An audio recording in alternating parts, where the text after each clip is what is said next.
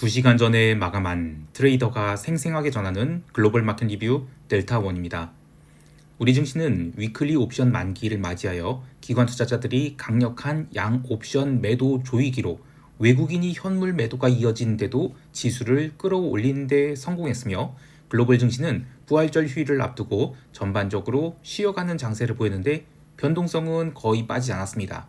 그럼에도 불구하고 멕시코 페소화는 연중 신고가 갱신을 하는데 성공했어요. 시장이 맥이 무엇인지 대응 전략과 함께 이야기합니다. 그리고 시황이 스크립트를 먼저 보기를 원하시는 분들은 네이버에서 델타원 글로벌 검색하셔서 네이버 프리미엄 콘텐츠 가입하시면 시황 스크립트를 아시아 시장 시작하기 전에 보실 수 있습니다. 자, 아시아 세션 리뷰 시작할게요. 우리 증시는 전일 나스닥 지수가 장중한 때 마이너스 4% 넘게 급락한 것 치고는 개파락이 너무 약했어요. 선물은 갭다운 출발하자마자 강력한 매수가 유입되면서 5분 만에 325선까지 상승하기도 했습니다.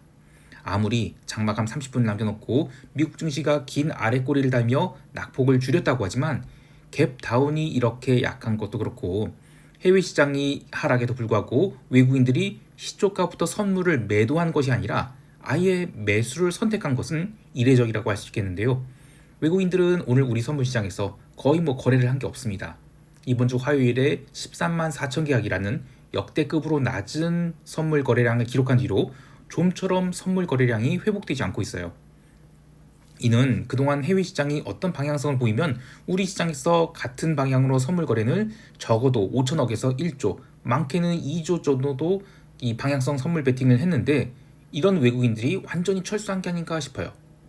그러나 이렇게 거래량이 적고 유동성이 줄어든 결과 우리 시장은 좀 지나치게 가볍게 움직인다 이런 생각이 드는데요. 개장 초 5분 만에 선물이 저점 대비 1%가 상승한 등 그동안에 이제 그렇게 상승한 동안 외국인들이 선물 매수 규모는 고작 1,000억 원에 불과했어요. 그러니까 1,000억 원으로 1%를 당긴 겁니다. 또 오늘은 정말 오랜만에 프로그램 차익 매수가 300억 가까이 유입되기도 했는데요. 물론 이 프로그램 차익 매수는 위클리 옵션과 연계된 물량으로 보기 때문에 선물 시장이 투기적인 방향성과는 좀 거리가 좀 있다라고 보지만 장중 내내 선물 베이시스가 크게 개선됐어요. 그래서 이론 베이시스 대비 마이너스 0.9포인트까지 저평가 정도를 줄였습니다. 그렇게 베이시스가 개선된 데 들어간 특정 투자 주체의 선물 매수는 포착되지 않았습니다. 이것은 우리 선물 시장에 그동안 계속 가해졌던 이 매도 압력이 사실상 모두 사라졌다 이렇게 볼 수 있겠는데요. 선물 미결제 약정은 오늘 더 줄었죠. 그래서 전일비 3천 계약량 감소한 25만 6천 계약까지 내려갔습니다. 야, 그냥 웃음밖에 안 나옵니다. 6월물 선물이 근월물로 거래가 되기 시작한 이후로 가장 낮은 선물 미결제 약정을 수준을 갱신해버렸습니다. 한마디로 우리 시장의 손님이 다 떠나갔다는 것입니다. 반면 외국인이 현물 매도는 오늘도 3,500이 넘게 나왔어요. 삼성전자와 SK하이닉스에 집중된 매도였는데 그럼에도 불구하고 지수는 사실상 시가 저가, 종가 고가의 흐름이 나왔죠. 재미있는 것은 이렇게 현물이 강세 흐름을 보이는데 외국인들은 이 장 초반에 SK하이닉스, 삼성전자 이 두 종목을 초반부터 매도하기 시작했거든요. 그래서 이들 종목이 갭다운 출발했음에도 불구하고 개장 시 현물 예상치 결과는 아예 플러스가 나왔다는 거예요. 한마디로 더 이상 해외 시장의 하락 압력이 우리 시장에 영향을 주지 못하고 있다 이런 겁니다. 이는 글로벌 증시가 지금 미국을 제외하고는 조금씩 반등세를 보이려는 것과 인맥상통한다라고 보는데 일단 이야기했지만 어느새 우리 원화도 지금 1415원대까지 강세를 보이고 있고 또 오지달러도 지난 4월이 충격을 모두 딛고 지금 연중 신고가 갱신 중이고요. 멕시코 페소화도 마찬가지예요. 그러니까 미국 자산이 빠져나가서 유럽이나 이머징으로 이동하고 있다라는 얘기가 진짜일 수도 있겠다 싶어요. 물론 이 자산이 등급이 다른, 그러니까 선진 시장에 투자된 자산이 그대로 이머징으로 가는 건 아닙니다. 투자할 때의 조건이란 건 이미 어느 정도 정해져 놓고 들어가거든요. 그런데 미국 시장에서 현금화가 되고 나서 비중은 다를지언정 다른 시장으로 이동하려는 어떤 낙수 효과는 분명히 있다고 생각해요. 다시 시장으로 돌아가서 옵션 시장에서 마켓메이커들은 위클리 옵션 만기를 맞이해서 아주 분노의 양매도를 했어요. 아주 대놓고 양매도를 하는 게 어느 정도냐면 개장 초 그냥 먼슬리 옵션 하락 속도는 그래도 봐줄만 했지만 위클리 옵션 하락 속도는 그냥 아이스크림 같은 거를 전자레인지에 넣고 돌린다? 순식간에 녹아버리잖아요. 그런 식으로 굉장히 빨리 녹았어요. 제한된 시간 내에 최대한 많은 풋옵션 미결제 약정을 확 벌려는 그런 움직임이 가관이었는데요. 사실 이렇게 자신 있게 양매도를 한다는 것은 지수를 그냥 대놓고 가두겠다는 그런 강력한 의지가 표현된 것이죠. 만약에 시장이 장중에 어느 정도 흔들릴 거라고 생각된다면 초반부터 이렇게 강하게 옵션을 팔 수가 없어요. 자, 이와 같은 제한된 시간 내에 최대한 많은 풋옵션 매도 미결제 약정을 확보하려고 해서 쫙 초반에 이제 매도가 딱 들어간 다음에 그럼 이제 길게 볼 것도 없어요. 한 3분만 봐도 오늘 325에서 크게 벗어나지 않는 양매도였겠구나 싶었죠. 이게 2주 전에 그 시장에서 그 마켓 메이커들이 아주 탈탈 털리고 났잖아요. 그 뒤로 어떻게든 위클리 옵션 만기에는 최대한 양매도를 강하게 하면서 손실을 좀 많이 하려는 것 같아요. 그래서 그 결과 장중에 콜옵션은 3더블에서 6더블까지 큰 시세가 반복되고 또 풋옵션 또한 이렇게 오르는데도 옵션이 과하게 눌렸다. 그러면 저점 대비 또 시세가 나기도 했어요. 그러나 결국 지나고 보면 양매도다. 그리고 장마감 1시간을 남겨두고 더 이상 하락은 없다라고 본 외국인들이 선물을 매수하니까 위클리 콜옵션 325가 폭등도 하거든요. 근데 이렇게 위클리 옵션 시장에서 특별히 뭐 이렇게 옵션 가격이 튄다 하더라도 장마감 동시효과에서는 프리미엄을 0.45포인트 까면서 또 결국엔 양매도였어요. 그래서 이 기관들이 이제 마켓 메이커들이 당일날 옵션 프리미엄을 정해진 시간 동안 과도하게 발행하고 좀 특히 낮은 가격에서 발행한다. 그러면 그날은 그냥 양매도장이라고 봐야 돼요. 반면에 이렇게 위클리 옵션 시장에서는 강력한 옵션 매도를 했지만 먼슬리 옵션 시장에서는 전일에 있었던 그 풋옵션 오버슈팅 이런 것만 가라앉은 정도로 그렇게 뭐 강력한 양매도는 없었어요. 자, 이렇게 되면 금요일에 먼슬리 옵션 시장에서 마켓 메이커들이 아주 분노의 양매도를 퍼붓겠다 이런 생각이 들어요. 마켓 메이커들은 지수가 반등한데도 기존의 340 그리고 300 이 레인지를 고수하고 있는데 오늘도 장중 실질 변동성은 16포인트 수준에 불과했거든요. 그런데 V코스피 지수는 여전히 24포인트 중반이에요. 지금 옵션 잔존일이 3주밖에 안 남았죠. 그리고 해외 시장은 이틀간 부활절 휴일. 자, 그러면 이젠 금요일은 먼슬리 옵션 아주 제대로 죽는 날이 될 것 같아요. 자, 이제 유럽 세션 넘어갈게요. 유럽 증시는 옵션 만기 여파로 철저하게 가두리장을 보였습니다. 재미있는 것은 어제나 오늘이나 본장 이외의 움직임은 좀 과격했다라는 것인데 어제도 유럽 증시는 하루 종일 가두리치다가 장마감 무렵 현물 기준으로는 상승 마감했거든요. 그런데 선물 시장 딱 시작하고 나서는 고점 대비 2.5%를 스트레이트로 밀었어요. 또 그걸 또 아시아 세션에서 몽땅 만회해서 오늘 개장할 때 또 강보합 출발을 했죠. 이후에도 현물 시장만큼은 어제와 동일한 구간에서 가두리를 치면서 옵션 만기를 맞이했는데 그렇게 현물 시장이 끝난 뒤 선물 시장은 다시 올라서 이번 주에 고가권까지 올라갔어요. 근데 또 현물 딱 마감하고 선물 시장에서는 장마감 그 직후에 상승분 다 돌려줍니다. 그러니까 이번 주 옵션 만기 영향으로 현물 시장만큼은 철저하게 변동성 매도 그리고 가두리 이렇게 하고 있지만 그 이후의 월물에 대해서는 변동성이 안 죽어요. 아직은 이슈가 해결된 게 하나도 없거든요. 그래서 이렇게 현물 시장만 보호하고 장마감 이후의 선물 시장은 여러 가지 뉴스로 인해서 민감하게 반응하지만 사실 현물 관점에서 본다면 그건 다 노이즈일 뿐인 겁니다. 유럽 증시 움직임에 대해서 ECB가 뭐 25bp 금리 인하를 하면서 시장이 상승했다라고 하는데 트레이더 입장에서 보면 그냥 옵션 만기 때문에 닥치고 가두리장 그리고 오히려 이 럭셔리 주식인 에르메스가 실적 발표하고 마이너스 3% 넘게 밀렸거든요. 그리고 방산주인 라인메탈이 신고가 갱신하다가 이제 멈추고 마이너스 1.5% 넘게 밀렸어요. 자, 그러면 일단 한 주의 반등은 대충 마무리된 것 같고 여기서 방향성 잡고 또 위로 올라가려고 한다. 그러면 이제는 추가 모멘텀이 좀 필요하겠다. 이렇게 정리할 수 있겠습니다. 채권 시장에서는 ECB 금리 결정을 앞두고 유로존 채권은 장기물, 단기물 모두 눌렸는데 25bp 금리 인하 발표 후 상승 전환하게 됐어요. 채권만. 유로존 채권만요. 근데 ECB가 이번 금리 인하 이후에도 계속해서 완화적 태도를 유지할 것이다. 이 기대감으로 올랐다고 하는데 그동안에 이제 채권 시장이 많이 횡보를 했어요. 유럽이. 그래서 좀 오른 것도 있다라고 봅니다. 근데 이제 미국 국채는 전반적으로 거래가 한산했어요. 부활절 유장 때문에 그런지. 그리고 유럽 채권 시장 따라서 소극적으로 상승했던 미국 국채는 미국 증시가 이제 반등하니까 당일 상승분 다 돌려줬거든요. 그래서 유럽은 반등했지만 미국 국채 시장은 별거 없었다. 이렇게 정리할 수 있겠습니다. 통화시장에서도 지난주에 극단적 변화를 마무리 짓는 형태의 움직임이 있었습니다. 서두에서 언급했지만 멕시코 페소, 오지 달러 이런 민감한 통화들이 베타가 높은 통화죠. 이게 이번 주 내내 상승하면서 지난 4월 7일이 충격은 물론이고 연중 신고가 갱신에 성공했어요. 근데 어떤 뉴스 플로우가 있었던 게 아니에요. 그냥 달러 자산에 대한 상대적 매력 감소, 그리고 이들 통화에 대한 쇼스퀴즈, 요게 이제 조합이 되면서 강세 마감했다 이렇게 보고 있어요. 근데 반면에 유로화나 엔화나 스위스 프랑화는 오늘 눌렸거든요. 이게 무슨 22가 뭐 25pp 금리 인하한다고 해서 유로화가 눌렸다? 이거는 좀 아닌 거라고 보고요. 이들 세 통화는 선진 통화 그룹이에요. 달러 자산이 매각되고 나서 이들 통화가 강세를 보인 것은 위험의 피라고 봐야죠. 그래서 달러에서 빠져나와서 이들 통화로 들어갔는데, 근데 오늘은 전반적으로 위험 선호의 움직임이 있었어요. 그래서 이들 선진 통화가 약세를 보이고 이머징 통화나 상품 통화가 강세를 보였다. 이렇게 정리할 수 있겠습니다. 상품 시장에서는 골드가 장중 한때 마이너스 1.8% 하락을 하는 등 조정이 있었는데 그래도 긴 아랫골이 달고 올랐습니다. 구리도 마찬가지로 아시아 세션 초반에 스퀴즈 줬다가 죄다 반납하고 유럽 세션 점심 때까지는 한 주의 저점권까지 밀렸어요. 근데 미국 세션 들어서는 리스크 온이 움직임이 나오니까 마이너스 2.4%까지 눌렸던 것을 플러스 1.57%까지 당기는 아주 다이나믹한 흐름을 보였죠. 근데 이것도 부활절 연휴 앞두고 지금 유동성이 굉장히 부족해요. 그래서 과한 스퀴즈가 났다 이렇게 보고 있습니다.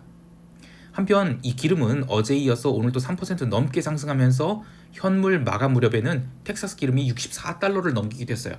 근데 이게 어제 그 베센트 재무장관이 이란 핵 협상 관련해서 기름을 한 방울도 수출하지 못하게 하겠다 이런 엄포를 놨었죠. 그래서 이제 어제부터 올랐는데 오늘은 아시아 세션에서 그 이란이 원유를 취급한 중국이 정유소에 대한 제재 발표하면서 또 추가 상승이 나왔어요. 그래도 이것도 기본적으로 펀더멘탈과 관계없이 지난 5거래일 동안 시장이 61달러에서 횡보를 하고 나서 더 이상 안 빠지니까 한 주 마감하고 나서 마감 앞두고 쇼스퀴즈가 나와서 올라갔다 이렇게 정리할 수 있겠습니다.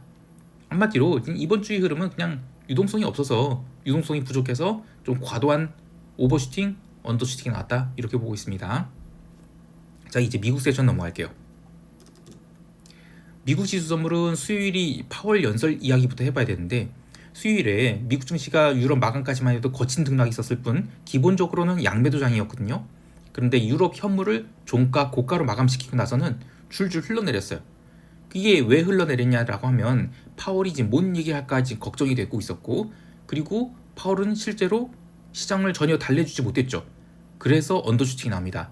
자, 그런데 파월 연설 그리고 기자회견이 모두 끝난 3시 30분 이후의 하락, 이건 도대체 뭐냐라고 궁금하실 것 같아요. 이때의 그 API 데이터를 갖고 얘기를 하면 유럽이 현물 마감 때 지수가 일중 고점 기록했거든요. 근데 그때 변동성은 거의 안 빠졌어요. 이미 파월 연설을 앞두고 변동성 매수자들은 지수가 하락할 수 있다 이거를 좀 기대했던 것 같아요. 문제는 파월 연설 그리고 기자회견 다 끝나고 기존의 변동성 매수자들이 차익 실현하고 현물도 저가 매수를 들어오려고 했는데 거기다 대놓고 변동성 매수자들이, 그러니까 이 기계적인 그 알고리즘 매도자들이 변동성은 더 사고 선물을 팔아서 거기서부터 이제 언더슈팅 나왔다고 봐요. 이게 어떤 매매냐면 변동성 타겟에 맞추어서 기계적으로 선물 매매를 하는 트레이더들이 있어요. 근데 이 트레이더들은 펀더멘털, 이벤트 이런 거 다 신경 안 쓰고 목표한 변동성에 갈 거냐 말 거냐를 결정해요. 만약에 시장이 굉장히 좀 탄탄하고 유동성도 뭐 빵빵하고 그리고 현물 저가 매수가 많았다 그러면 이들 기계적인 알고리즘 매도자들이 매도를 했을 때 시장이 더 이상 안 무너지고 올라가게 되면 그 다음부터 얘네들이 더 손절을 해서 더 강하게 올라왔을 거예요. 그런데 파월 연설 이후에 일시적으로 저가 매수가 들어오긴 했는데 그보다 더 강력한 알고리즘 매도자들이 있었죠. 그래서 이들이 그 변동성, 그 목표 변동성이 그러니까 이번 주 초의 변동성 고점이거든요. 거기까지 그냥 밀기 위해서 선물 매도를 늘렸다. 그래서 새벽 3시 35분부터 새벽 4시 25분까지 나스닥 선물이 추가로 마이너스 1.5% 하락한 것은 펀더멘털이 아니고 이 변동성 매매자들이 알고리즘으로 시장을 때리면서 그렇게 지수가 밀렸다 이렇게 보고 있습니다.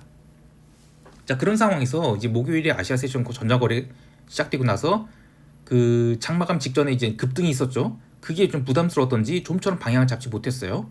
그리고 일본 증시가 초반부터 강하게 반등하니까 그 다음부터 리스크 온이 분위기가 불었죠.